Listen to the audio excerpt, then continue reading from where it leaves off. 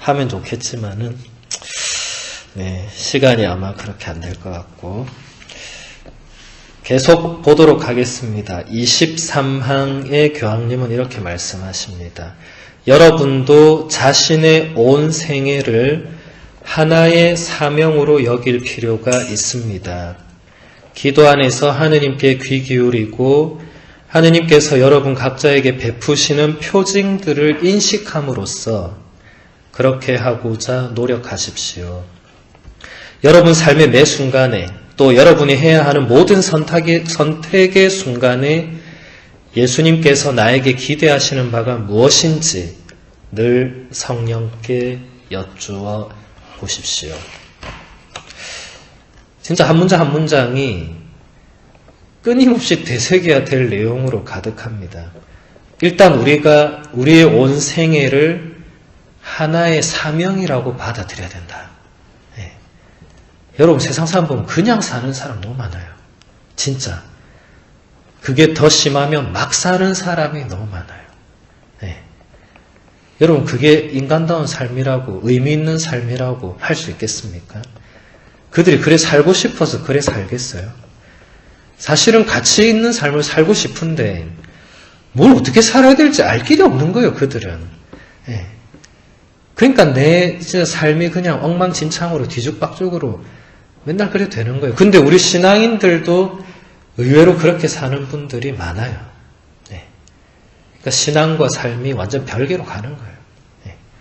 맨날 기도하고 성당하고 뭐 다 해도 삶은 엉망인 분들이 많습니다.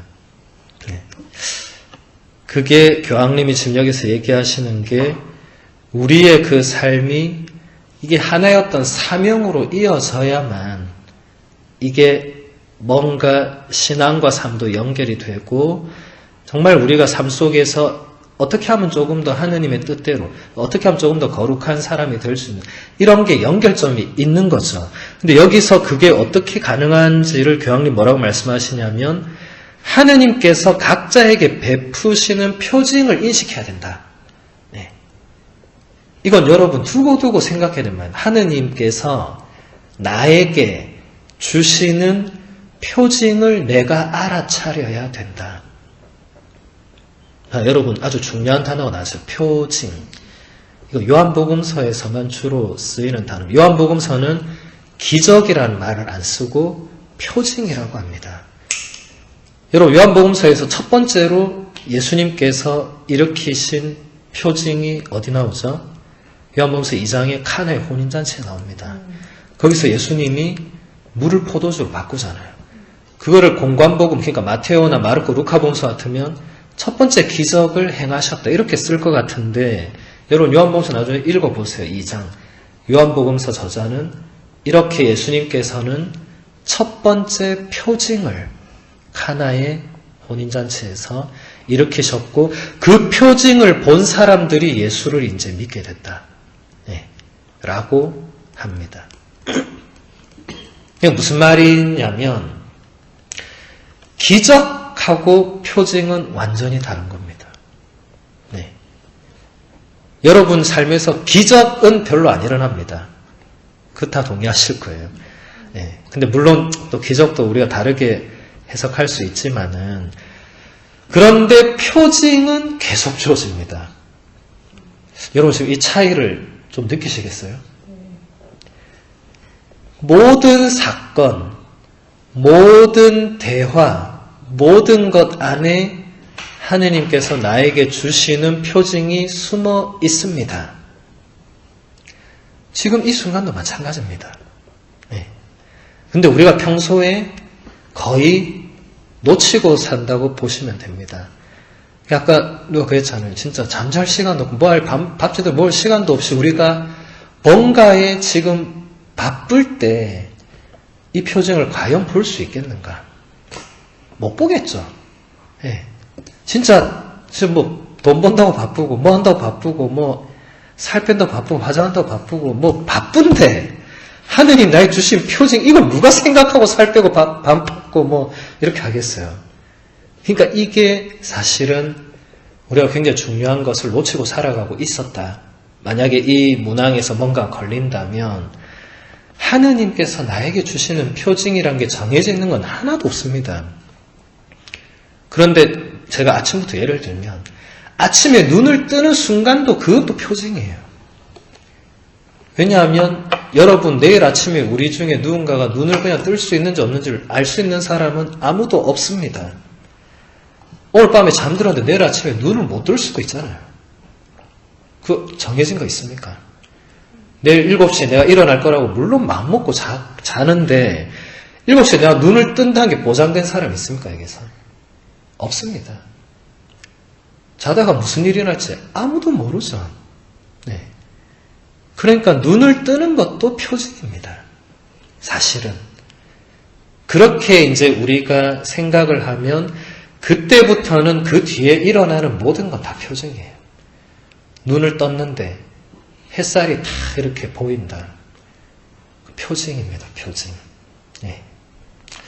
그러니까 지금 예를 들은 건데 그런 식으로 하느님께서 교황님이 얘기하잖아요. 하느님께서 각자에게 베푸시는 표징을 인식함으로써 그걸 그대로 하도록 노력해라. 네. 표징 안에 하느님 뜻이 있다는 거고 그리고 여기서 또 말하잖아요. 하느님께서 나에게 기대하는 게 무엇인지를 자꾸 물어라. 그러면 표징도 알아차리게 된다. 네. 그러니까 뭘 하기 전에 여러분 매우 간단합니다. 이거는 성인들도 많이 하고 교황님도 하는 게 딱 뭘 하기 직전에 주님 제가 무엇을 하는 것이 가장 당신 마음에 드는지 알려주십시오. 하고 하면 됩니다. 네. 이걸 여러분 자꾸 의식적으로 하려고 해보세요. 뭘 하기 전에. 네. 진짜 사소한 일을 하더라도 그걸 그냥 순간순간 주님 당신이 원하시는 게 무엇인지 알려주십시오. 이거 말하는데 한 5초도 안 걸리잖아요. 근데 이거를 계속 의식적으로 하려고 노력하다 보면 표징들을 알아보게 됩니다. 그래서 진짜 여러분 놀라워하게 될 겁니다. 여러분 제가 지난번 제 축일미사 때 강론한 걸 들으신 분은 기억나시겠죠? 저는 항상 하느님께 붙이는 수식어가 있다고 했습니다. 그게 바로 놀라우신 하느님. 저는 이때까지 하느님의 놀라우신 뭔가를 너무 많이 봤어요. 근데 제가 뭐 신부라서 그런 거 아닙니다. 신부이기 이전에도 봤습니다. 뭐 신부 때 꼭 뭐 많이 보고 뭐 신부 될 사람이라서 막 이런 거 아니에요. 똑같이 뭐 다 같이 있었어요. 여러 사람이 있었어요. 근데 보는 건 다 다르겠죠. 네. 그래서 저는 그걸 본 거죠. 제가 알아본 거죠. 이게 그냥 일어난 게 아니구나 라고 그걸 알아차린 거죠. 그죠? 네. 그러면서 더 감사하고 더 앞으로 나아가고 한 것이죠. 그래서 여러분도 앞으로 정말 그 하나님께서 나에게 주시는 표징이 무엇인가 그리고 그 표징 안에 담긴 하나님의 뜻이 무엇인가 이런 것을 누가 시키지 않아도 그냥 혼자서 잠깐이라도 생각하고 또 일에 매진하고 이건 정말 다른 겁니다. 네. 그렇게 정말 앞으로 하시면 좋겠고 그 다음 26항을 보면 교황님은 이렇게 말씀하십니다. 침묵을 사랑하지만 다른 이들과 교류는 회피하는 자세. 휴식만 취하려 들고 활동은 거부하는 자세. 기도를 추구하지만 봉사는 폄하하는 자세는 건강하지 않은 자세입니다. 여러분이 무슨 말인지 아시겠어요? 자, 침묵을 사랑하지만 다른 이들과 교류를 피한다. 이게 무슨 말입니까? 쉽게 말하면 내가 싫어하는 사람은 안 보고 그냥 내 하고 싶은 거 하고 이런 거 좋지 않다. 네.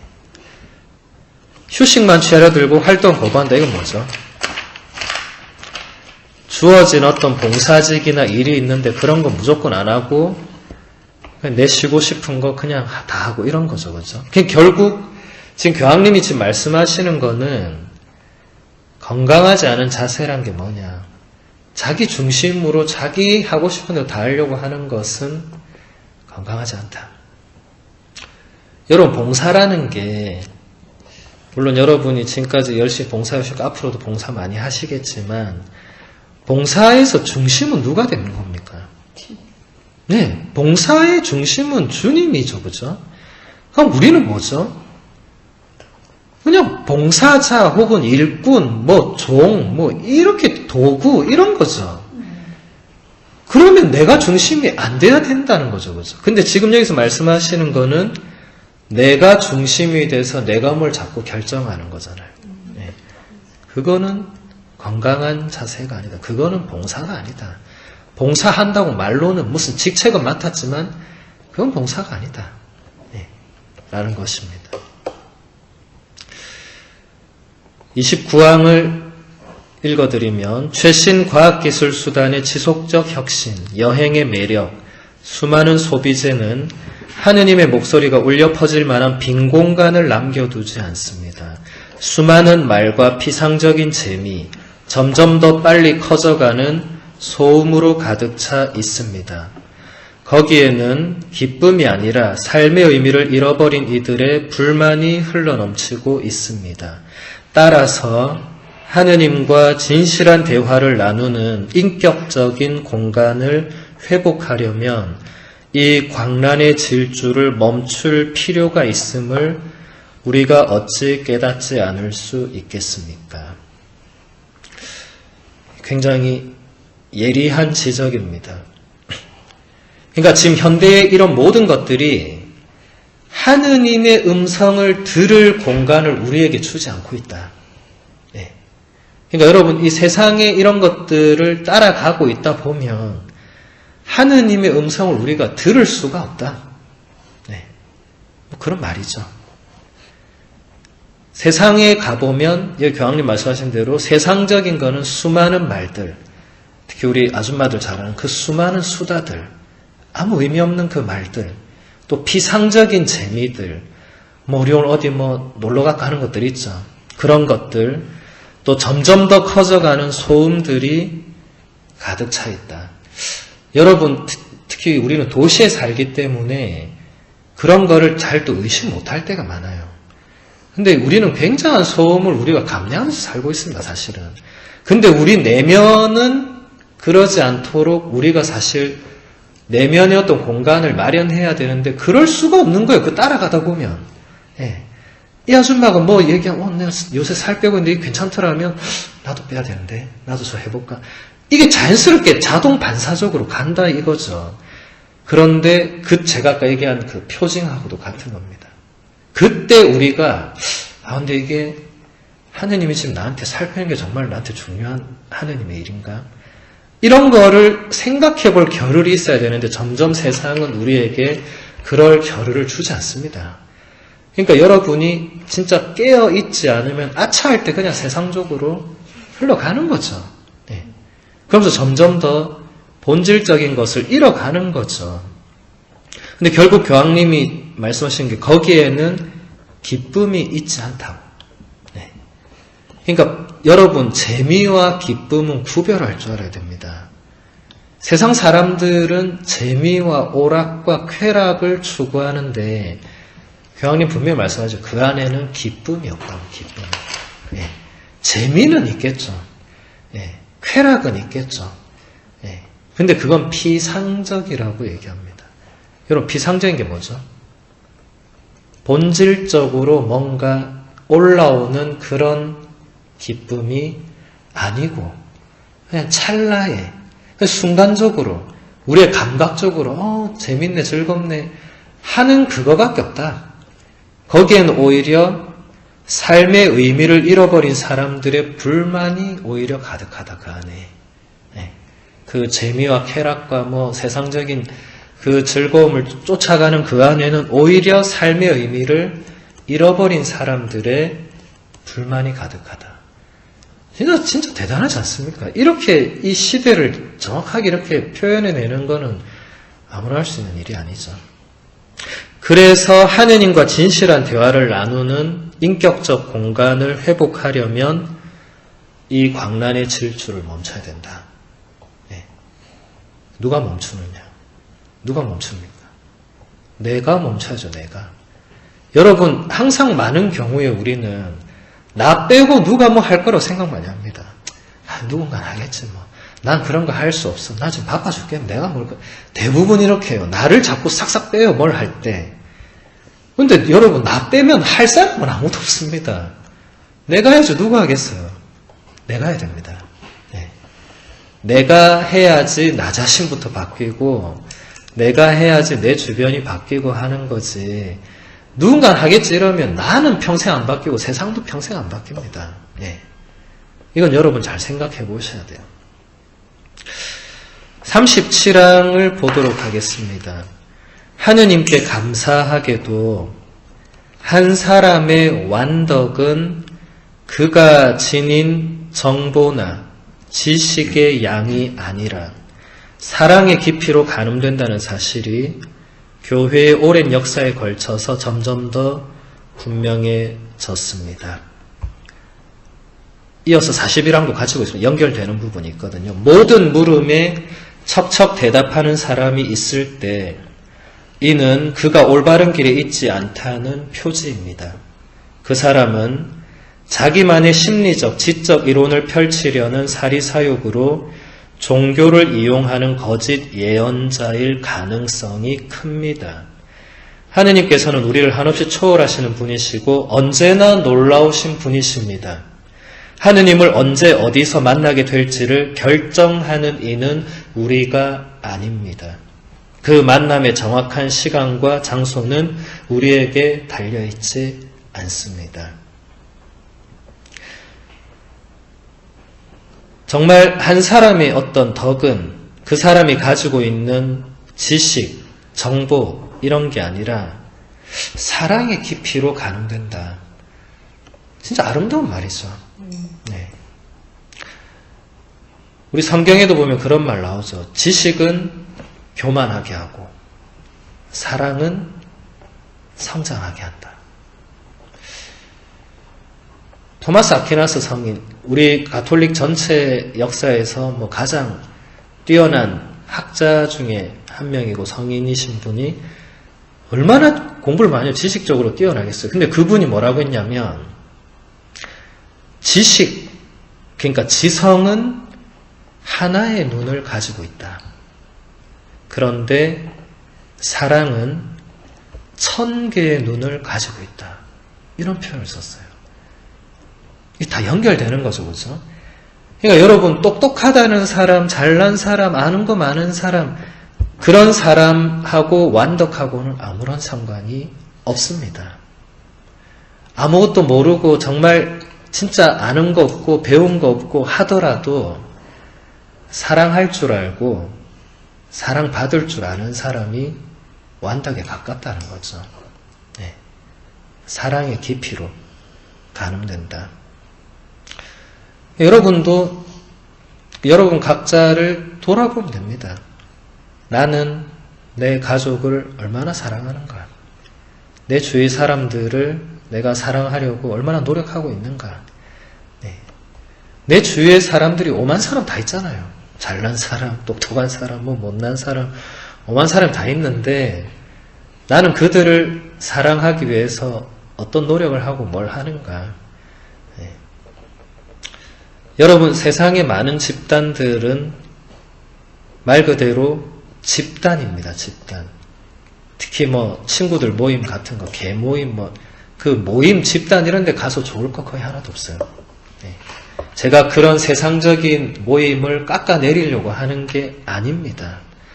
그런데 가서 보면 사랑하고 이런 게 거의 없어요. 뭔가 공통의 목적이 있어서 만나긴 했지만 그게 끝나면 아마 자동으로 헤어질 사람들입니다. 그걸 다 알고 있어 서로. 예. 개모임 목적은 뭐예요? 이제 돈 모아서 같이 하고 이런 거 하잖아요, 그죠? 더 이상 돈 안 모이면 바로 해체하는 거지 예. 뭔가 목적이 맞지 않으면 더 이상 그 모임에 나갈 필요가 없는 거고. 그런데 우리가 속해 있는, 우리가 추구하는 이 공동체란 것은 다른 겁니다. 여러분, 공동체라는 이름이 붙을 수 있는 곳은 어떤 게 있겠습니까? 가정 공동체. 그는 교회 문헌에도 있어요. 가정 공동체. 그리고 교회, 신앙 공동체. 그걸 다른 말로 하면 교회가 되죠. 네. 지금 우리처럼 이렇게 모여있는 사람들이 공동체입니다. 네. 우리는 세상적인 목적으로 지금 이 자리에 와 있지 않습니다. 네. 세상적 목적으로 제가 여러분에게 이런 자리를 초대하지도 않았을 거고, 세상적 목적이면 여러분이 저의 초대에 아무도 응답해서 여기까지 안 왔을 거예요. 이 시간에 뭐래 여기가 딴 데서 놀아야지. 네. 세상에 좋은 게 널렸는데. 네. 그러니까 그런 게 다른 거거든요.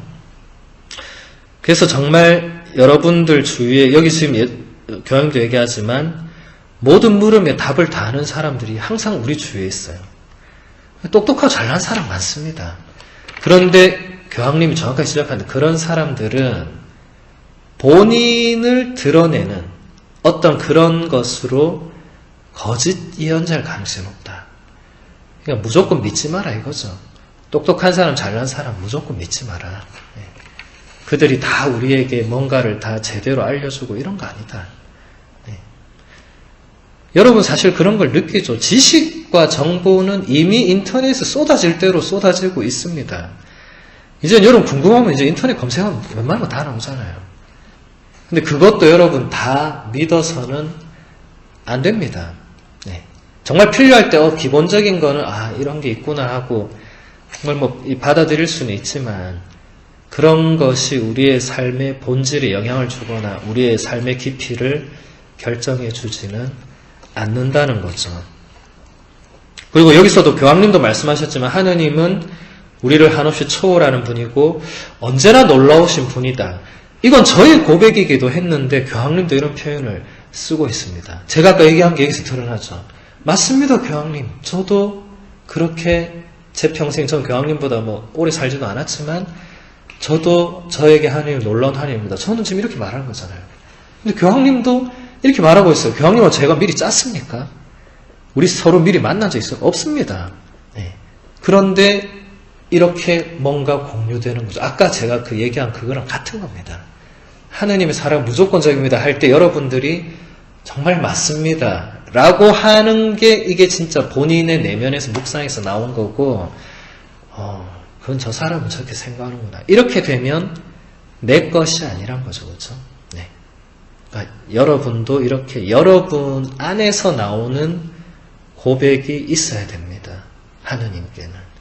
그래야 진짜 그게 신앙의 여정을 간다고 할 수 있는 거죠. 42항을 보면 누군가의 삶이 완전히 좌초되어 우리 눈에도 악습이나 중독 때문에 실패한 삶처럼 보일 때에도 하느님께서는 그 사람의 삶 속에 현존하십니다. 우리의 추론보다는 성령의 이끄심에 우리 자신을 내어 맡길 때 우리는 모든 인간의 삶 안에서 주님을 발견할 수 있고 또 그렇게 하려고 노력해야 합니다.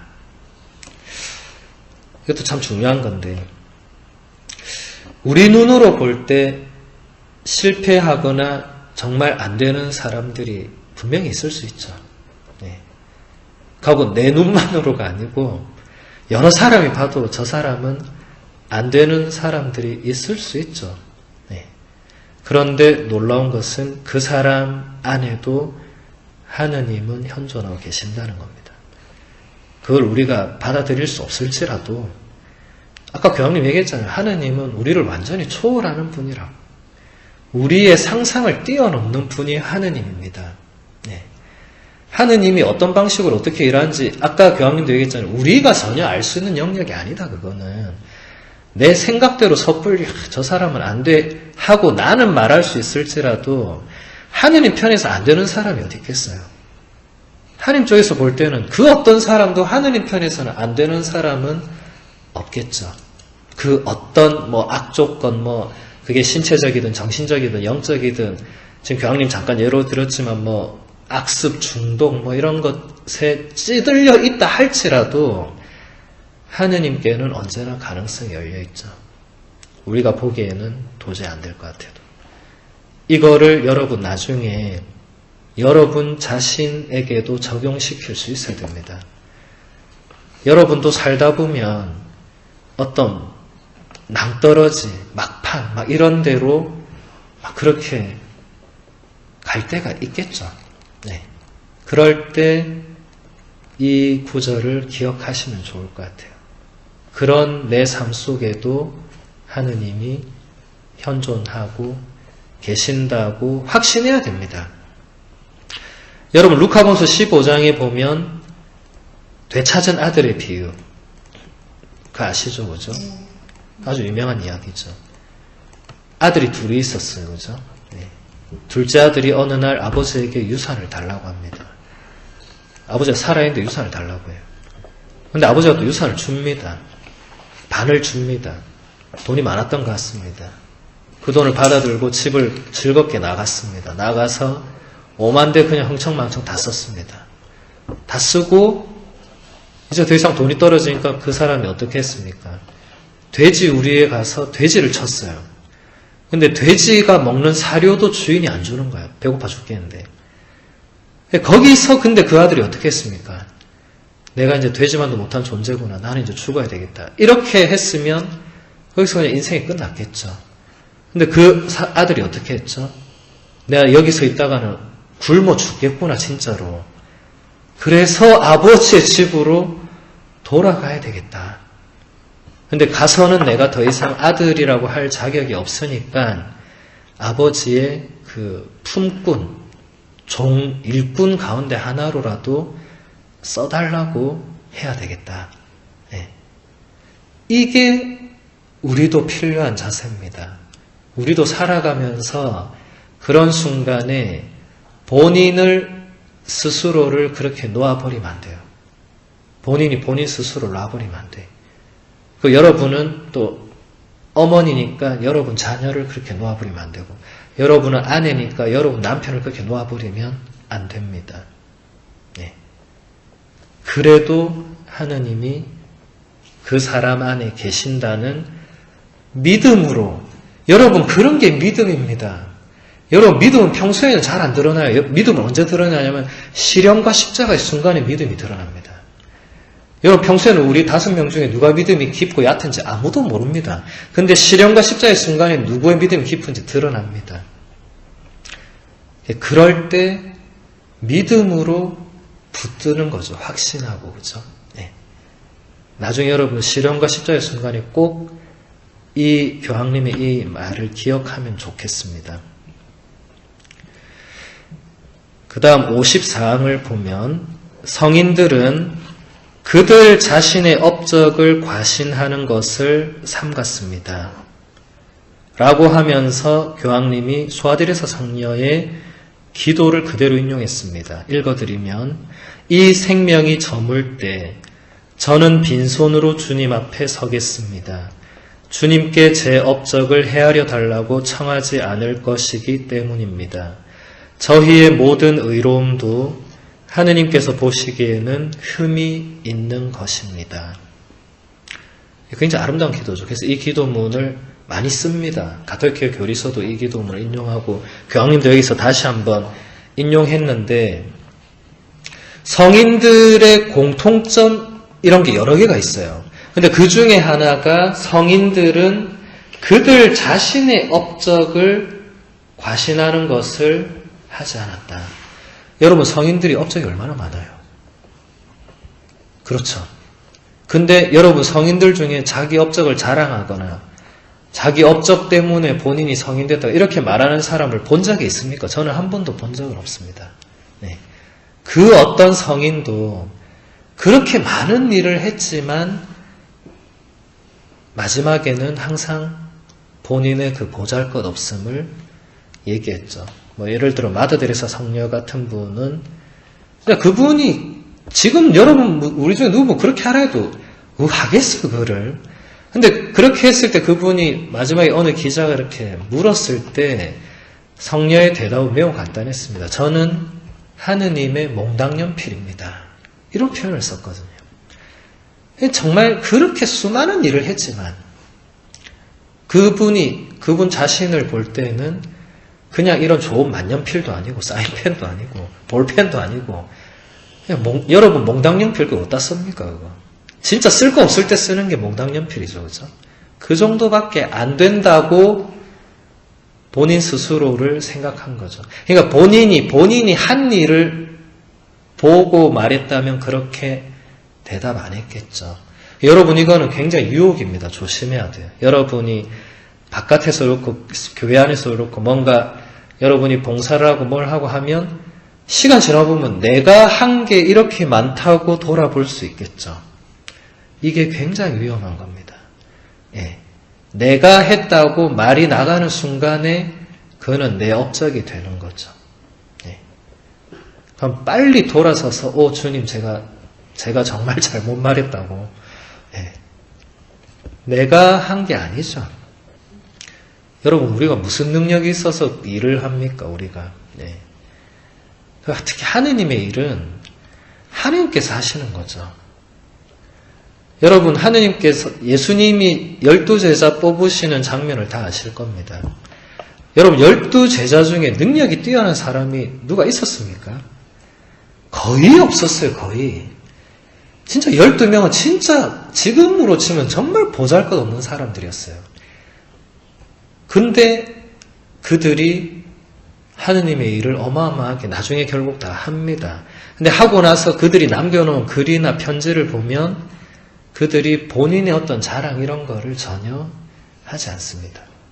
왜냐하면 본인이 아는 거죠. 본인의 능력이나 본인의 힘으로 한 게 아니고 하느님께서 본인을 통해서 이거를 하셨구나. 여러분, 이건 죽을 때까지 우리가 넘어가지 말아야 될 큰 유혹입니다. 왜냐하면 앞으로도 우리는 세상적으로나 교회 안에서 세상 일도 해야 되고 하나님 일도 해야 되는데 이걸 할 때 그 마음 자세 또 하고 나서 마음 자세가 언제나 주도권은 하나님께 드릴 수 있어야 됩니다. 네.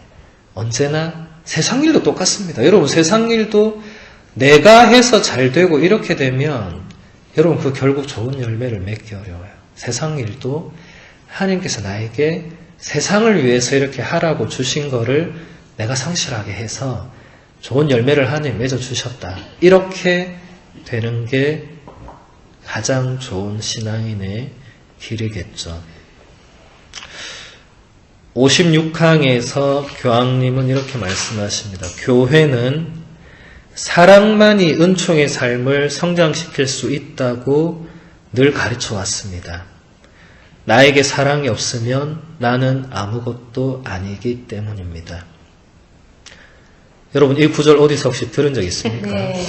어디서 들으셨어요? 네, 다 아는 얘기입니다. 하나님 앞에 딱 있습니다. 네.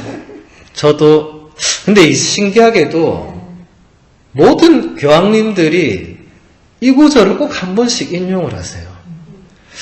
전 그것도 참 신기해요. 이 문헌뿐만이 아니라 다른 수많은 문헌에도 항상 이 코린토일서 13장 2절은 꼭 봅니다. 한 번씩. 그래서 그것도 좀 신기해요. 네, 저도 잊어버릴만 하면 꼭 이렇게 다시 나옵니다. 저도 잊고 있다가 다시 이걸 보면 참 가슴이 먹먹해지는 좀 그런 게 있어요. 그래서 이건 지금 그랑 상관없지만 여러분도 여러분 자신의 모토를 하나씩 가지고 있으면 좋습니다. 네. 그게 하느님 말씀으로 정말 내가 이 한 말씀으로 근데 이 모토는 바뀌어도 상관은 없어요. 이제 우리 같은 경우에는 이게 사제서품 모토니까 이제 바꿀 수가 없는 거고 근데 여러분은 지금 그런 건 꼭 아니니까 그냥 예를 들면 올해의 모토 예. 이제 여러분 곧 전례력으로 2주만 지나면 새해가 되잖아요. 그러면 내가 2019년 다해는 이 한 말씀으로 정말 한 해를 살아봐야 되겠다 하면서 여러분이 어떤 성경 구절 하나를 정할 수 있겠죠. 예. 그렇게 해서 진짜 1년 동안 진짜 그 한 말씀으로만 살 수도 있는 거죠. 예. 지금 예를 드는 겁니다. 예를. 예.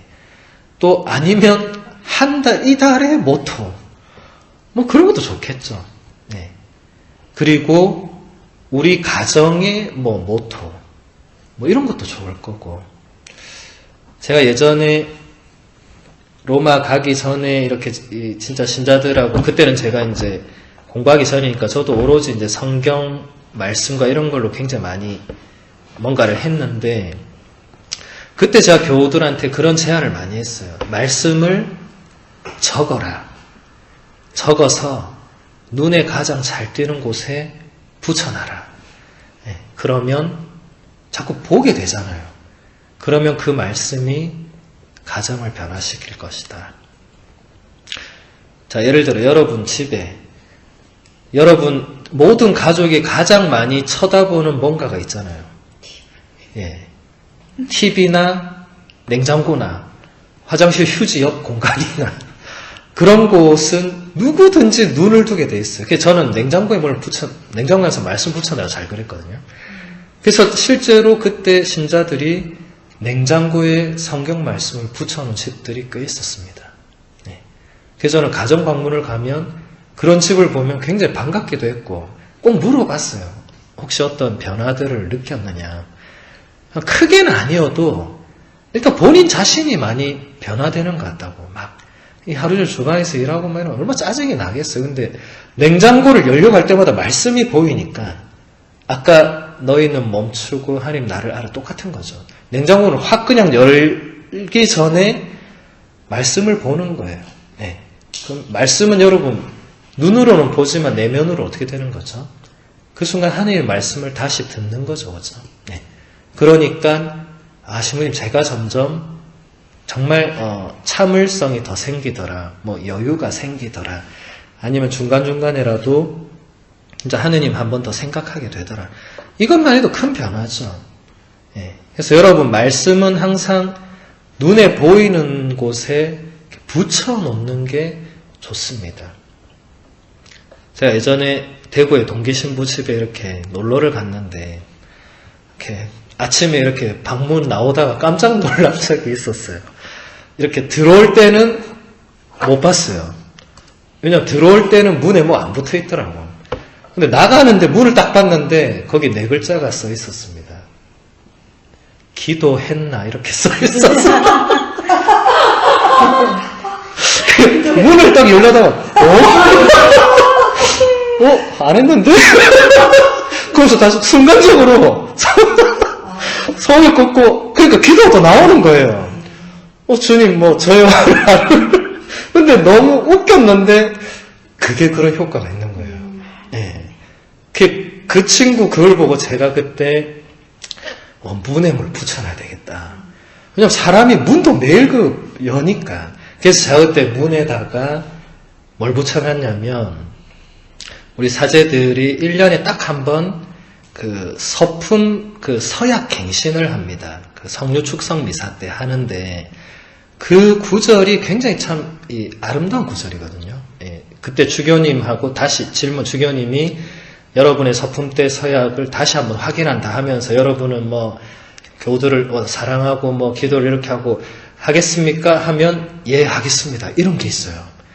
그래서 저는 그게 굉장히 그때 첫 서약 그 갱신을 할 때 그게 정말 너무 좋더라고요. 그래서 그거를 그때 제 방에 이렇게 딱 이렇게 코팅 해가지고 딱 서약 1서약은 들어오는 문에 2서약은 나갈 때 거기 딱 붙여놨어요.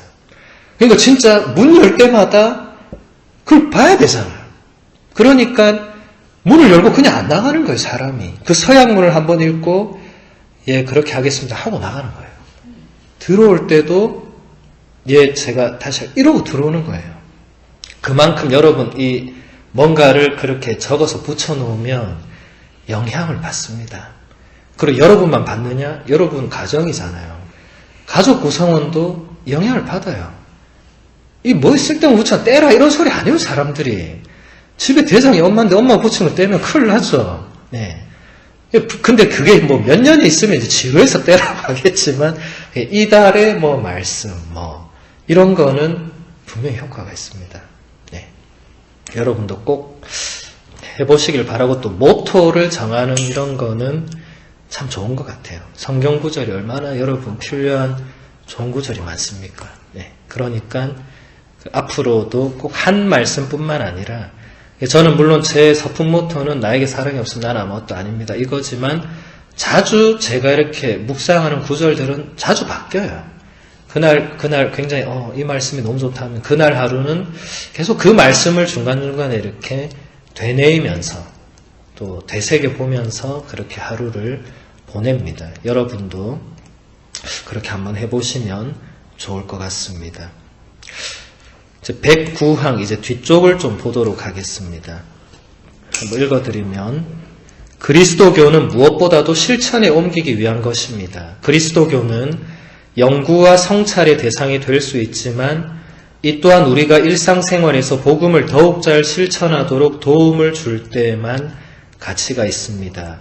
이 위대한 성경 본문을 자주 읽고 기억하며 기도하고 실천하려 노력할 것을 권고합니다. 이것이 우리를 선하게 해줄 것입니다.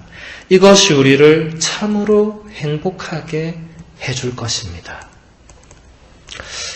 저는 여기서 교황님이 왜 기뻐하고 즐거워해야 되는지의 어떤 이유를 제시해 준 것 같아요.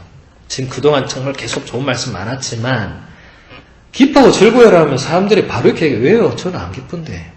삶이 괴로운데 뭘 기뻐 즐거워하느냐. 그런데 교황님이 얘기하잖아요.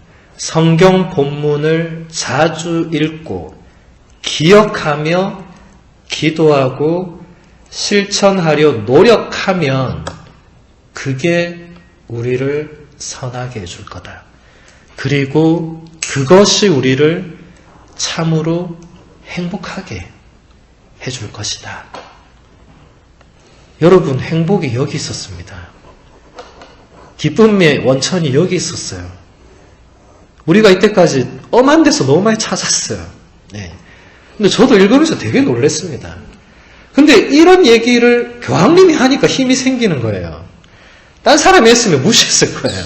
그래, 니나 열심히 해라. 이렇게 했을 거예요. 근데 교황님이 이렇게 얘기하시니까 이게 맞는 거구나. 저도 예전부터 확신했지만 이게 정말 맞는 거라고 다시 한번 확신하게 됐습니다. 여러분, 성경 본문에는 뭐가 있습니까? 하느님의 말씀이 있잖아요. 하느님의 말씀을 자주 읽는다는 건 하느님의 말씀을, 성경 말씀을 자주 읽는다는 걸 다르게 표현하면 뭐죠? 하느님의 말씀을 자주 듣는다는 거죠. 여러분, 성경은 읽는다는 표현은 별로 좋지 않습니다. 왜냐하면 그러면 성경을 하나의 그냥 책으로 해서 내가 책을 읽듯이 읽는 느낌으로 가잖아요. 성경은 그런 책이 아닙니다. 성경은 내가 읽더라도 본질적으로는 하느님 말씀을 듣는 겁니다. 네.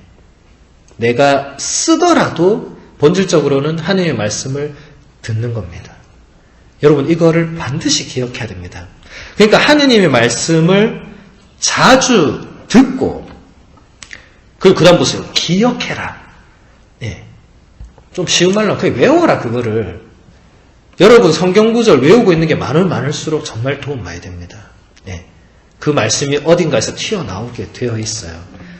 그래서 여러분, 저는 개신교 신자에게 우리가 좋은 점 배워야 돼요. 개신교 신자는 성경을 장절까지 다 외우고 있어요. 우리도 그건 배워야 돼. 예. 나에게 사랑해서 나는 아무것도 아닙니다가 코린토일서 13장 2절이라고까지 외우고 있는 게 훨씬 더 도움됩니다. 네. 주님은 나의 목자 나는 아쉬울 것 없으라에게 시편 23편 1절이라고 외우고 있는 게 훨씬 더 여러분에게 도움이 됩니다. 네. 여러분, 성경은 그냥 우리 근데 가톨 신자를 보면 시민 성경을 좋아하는 거 있습니까? 저는 이런 거 좋아합니다. 근데 어디에 나오는지 잘 몰라요. 그냥 좋아해요. 대부분 이래요. 근데 개신교 신자는 좋아하는 성경을 있습니까? 정확하게 창세기 몇 장 몇 절 딱 말합니다. 네. 그건 우리가 배워야 될 좋은 점이죠. 그래서 그런 게 늘면 늘수록 좋습니다. 그래서 제가 아까 적어서 붙여놓으라 했잖아요. 적어서 붙여놓고 거기에 장절까지 써놓으면 일주일만 보면 그게 외워진 게 아니라 그걸 계속 보니까. 네. 그러면 그 장절은 웬만해서는 잊어버릴 수가 없습니다.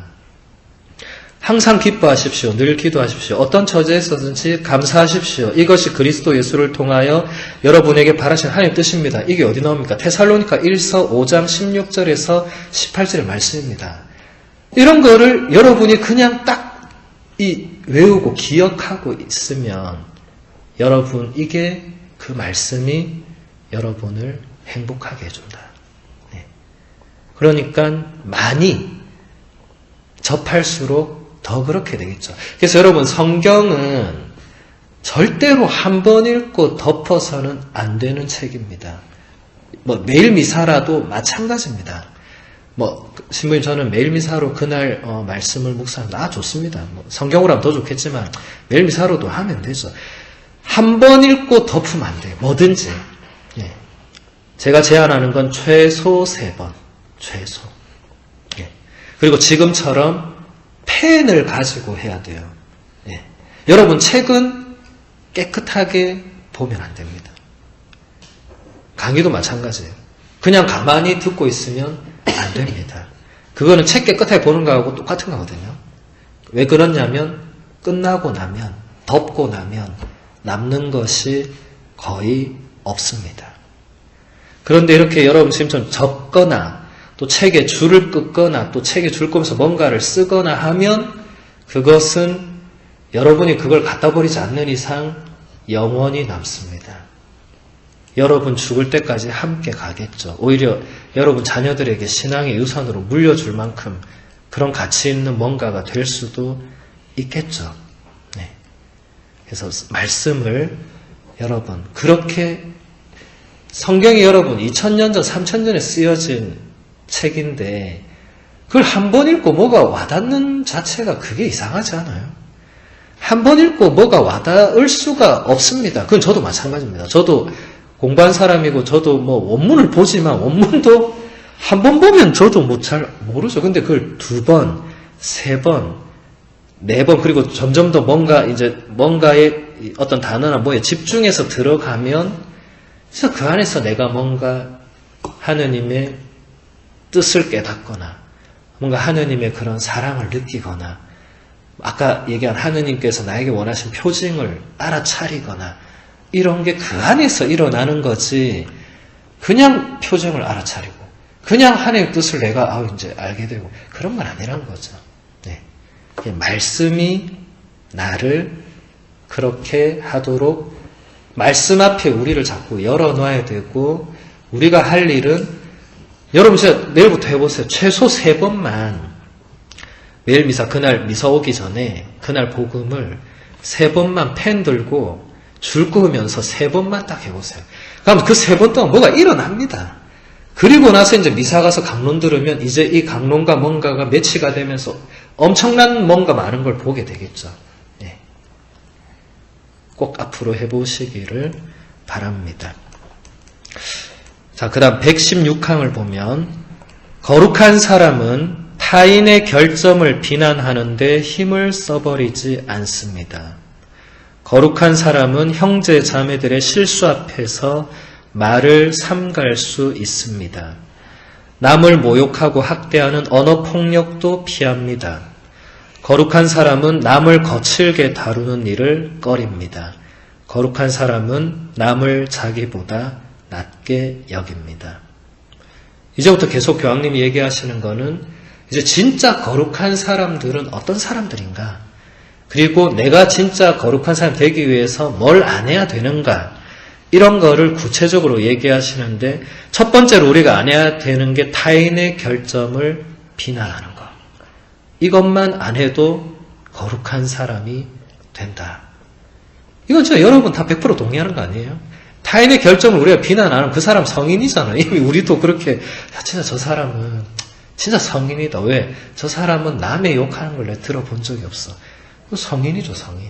그거는 세상 사람도 어느 정도 아는 거죠. 실천이 어려워서 그렇죠, 그렇죠?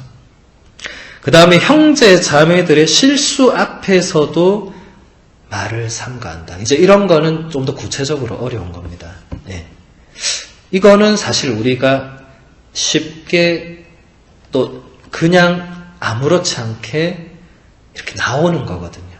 네. 근데 교황님은 그거조차도 말을 안 하는 게 거룩함으로 가는 길이다. 그러니까 여러분이 말을 할 때는 옛날에 그 성인들의 그 금원집 이런 데 보면 항상 말을 하기 전에 3번만 생각해라 이랬거든요.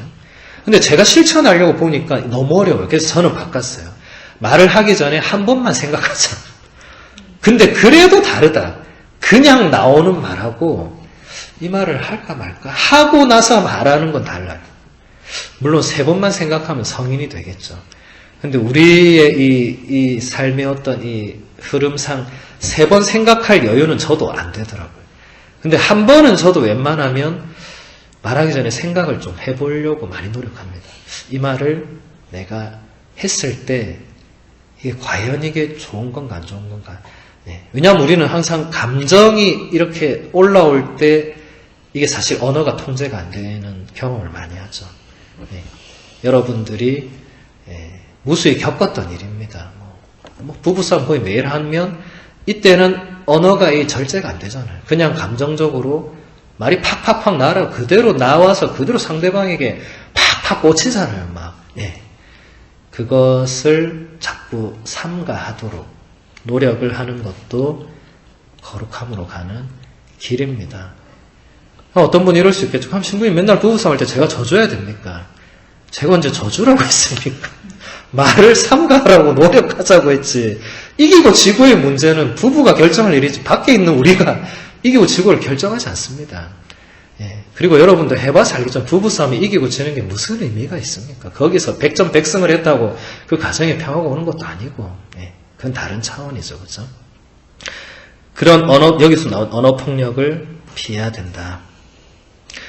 이어지는 구절도 연결이 돼서 한번 읽어드리겠습니다. 118항 겸손은 여러 굴욕을 통해서만 마음에 뿌리 내릴 수 있습니다. 굴욕 없이 어떠한 겸손도 어떠한 성덕도 없습니다. 작은 굴욕도 참아내고 봉헌할 수 없다면 여러분은 겸손하지 않은 것이며 성덕을 향한 길로 나아갈 수 없습니다. 하느님께서 당신 교회에 주시는 성덕은 당신 아드님의 굴욕을 통해서 왔습니다. 그분께서는 곧 길이십니다. 굴욕은 우리가 예수님을 닮게 합니다. 그리고 이것은 예수님을 본받는 데에 불가피한 측면입니다. 저는 이때까지 유학 신학교 때부터 해서 우리 2000년 동안에 우리 교회의 수많은 문헌들을 봤는데 이 118항의 이런 내용은 어디서 진짜 잘 못 본 것 같아요. 이 굴욕이라는 단어 자체도 굉장히 생소했고 근데 굴욕 없이 어떠한 겸손도 어떠한 성덕도 없다라고 단언한 문장도 전 여기서 처음 봤고 근데 정말 되새기면 되새길수록 그리고 결정적인 게 이 하느님께서 교회에 뭔가 주시는 뭔가가 아드님의 그 굴욕을 통해서 왔다. 이때까지 우리가 들었던 표현은 아드님의 순환과 죽음을 통해서 뭔가 왔다 이런 거 많이 들었어도 그럼 굴욕 이런 단어는 우리가 사실 안 들어봤죠. 저도 사실 굉장히 처음에 생소했습니다. 근데 그만큼 이 굴욕 당한다. 근데 우리는 살아가면서 사실 그런 경험을 많이 하죠. 특히 여러분도 여러분의 더 상전이라든지 시어머니라든지 때로는 남편도 될 수 있고 어쨌든 우리는 특히 우리나라 그런 게 심하죠. 지금도 사회에서 버젓이 행해지는 그 수많은 무슨 갑질 같은 거 있죠. 그렇죠? 예. 사실 그건 진짜 그거는 잘못된 겁니다. 그거는 외국에서 정말 유래를 찾아볼 수 있는 이상한 우리나라에서만 일어나는 좀 이상한 건데 어쨌든 근데 우리가 정말 겸손으로 나아가려면 나에게 오는 그런 어떤 굴욕, 모욕, 무례함 이런 것들을 내가 받고 견뎌내고 해야만 진짜 그것도 성덕으로 거룩함으로 갈 수 있다. 네. 네가 뭔데 나한테 그렇게 해. 이렇게 하는 그 자체는 이미 겸손이 아닌 거죠. 네. 그렇다고 모든 모욕을 다 그냥 이런 건 아니겠죠. 그죠? 그런데 중요한 것은 여러분이 진짜 어쩔 수 없이 막 이렇게 듣게 되는 특히 다른 사람들, 특히 여러분보다 윗사람, 힘 있는 사람들이 여러분에게 이렇게 뭔가 그런 말들을 던질 때 아, 내가 이 말을 통해서 더 겸손해져야 되는구나. 내가 더 성덕으로 가는 도구로 저 사람이 사용되는구나. 이렇게 될 수 있다면 좋겠죠. 근데 그게 안 되고, 두고 봐라. 나중에 내가 크면 너를 어떻게 하나 두고 봐라. 이렇게 되면 그건 안 되겠죠. 그렇죠? 네. 그래서 사실 저도 이 부분은 묵상을 더 많이 해야 될 부분이라고 생각합니다. 근데 교황님께서 이 굴욕이 예수님을 본받는 데에 불가피하다, 이게. 왜냐하면 주님도 굴욕을 당했기 때문에 우리도 예수님을 닮으려면 굴욕을 당해야만 된다. 라고 하시니까 정말 저도 뭐라고 더 드릴 말씀은 없습니다. 우리가 여러분이 앞으로 살아가면서 크고 작은 그런 모욕들, 무례함들, 뜻하지 않은 그런 것들을 진짜 많이 겪으실 텐데, 그때 우리가 할 수 있는 거는 예수님도 당신이 겪지 않으셔야 될, 그리고 당신이 겪을 필요도 없었던 그런 것들을 진짜 당하셨다는 것을 우리가 생각하고 묵상하는 게 좋은 길이 될 수 있지 않나. 여러분, 예수님이 순환당할 때 어떻게 당하셨는지 그 구구절절히 우리 해마다 주님 순환 상금요일과 또 주님 순환 상지수일에 듣잖아요. 이게 여러분 그냥 쓰여진 픽션의 이야기가 아니고 실제로 예수님 그렇게 당했던 이야기고, 그 실제로 여러분 또 보고 싶은 거 패션 오브 크라이스트 영화 보면 그대로, 거의 그대로 그 만들어놨어요. 예. 그렇게 그분도 굴욕을 당하셨죠. 그렇죠? 네. 그 단순한 순환이 아니었죠. 하느님의 아드님이 당해야 될 그런 모욕적 그런 게 아니었죠. 그분이 강도짓을 했습니까? 도둑질을 했습니까? 뭘 했어요? 그런 도둑 강도가 받아야 될 거를 그분이 그때 다 받았잖아요. 네. 그게 우리가 예수님을 본받는 하나의 길이 된다는 것. 그러니까 이렇게 좋게 생각하면 좋을 것 같아요. 우리가 그런 어떤 모욕을 받았을 때 내가 이걸 통해서 예수님을 조금 더 닮을 수 있다고 그렇게 하는 게 굉장히 우리에게 큰 위안과 힘이 될 것 같아요. 안 그러면 그게 굉장히 나에게 큰 상처를 주잖아요. 그럼 그런 게 사실 나를 굉장히 깎아내리고 힘들게 하고 하면 자존감도 낮아지고 여러 가지로 좋지 않습니다. 그래서 그것을 우리가 이겨내고 극복할 수 있는 길은 우리 주님께서도, 예수님께서도 그렇게 받지 않으셨나. 받을 필요도 없는 분도 받으셨는데, 그래, 내가 이걸 받으면서 더 내가 성도로 나아간다면, 물론 이게 지금 이렇게 말처럼 쉬운 거는 결코 아니란 걸 저도 잘 알고 있습니다. 각자가 노력을 해야 되겠죠. 네. 시간이 다 돼서 우리 나머지 항은 볼 수가 없고, 이제 마지막 이제 176항을 읽어드리면서 마무리하겠습니다. 이 책의 마지막 항목은 177항인데, 어쨌든 176항이 거의 내용은 마지막이고, 모든 교황님 문헌은 항상 성모님 안에서 마무리를 합니다. 이것도 우리에게 시사하는 바가 크죠. 여러분 항상 모든 일의 마지막에는 성모님 안에서 마무리해야 돼요. 그래서 제가 신학교에서 위생부란 걸 했는데, 위생부가 뭐냐면 주방에서 맨날 설거지하고 주방 청소하는 거예요. 내 그 주방 엄마들하고 같이 이제 설거지하고 닦고 바닥 닦고 막 끝나고 막 진짜 막 이래 녹초가 됐으니 다 같이 녹초가 돼서 나옵니다. 딱 나오면 그때 그 주방 엄마들은 딱 집에 바로 흩어지지 않고 딱 모여서 성모님께 바치는 기도를 하더라고요. 여러분 다 아는 기도였죠. 거룩하신 천주의 성모님, 저희를 모든 어려움에서 지켜주시고, 저희의 그 간절한 기도를 외면하지 마소서. 영화롭고 복되신 동정녀시 하는 거 그 아주 오래된 기도문이 있어요. 예. 그 가톨릭 기도서에도 그게 일을 마치면서 바치는 기도 이래 돼 있더라고요. 예. 근데 원래 제목 그게 아니에요. 그냥 성모님의 그 품 안에 이런 기도문입니다. 예. 아주 오래된 기도. 그 3세기인가 4세기 때 나온 기도예요. 근데 항상 그 주방 엄마들이 딱 모여서 그 기도를 바치는 게 굉장히 인상적이었어요. 이 마지막을 항상 성모님 안에서 이렇게 마무리를 하는구나.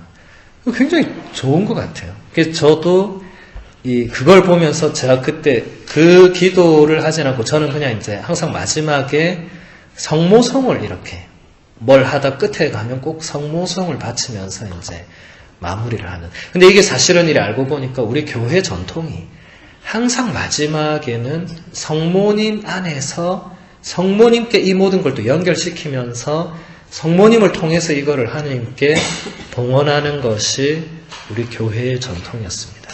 그래서 우리 176항을 이 마침 기도로 읽어드리면서 우리 마지막에 성모성으로 마무리하면 좋겠어요. 176항을 읽어드리겠습니다.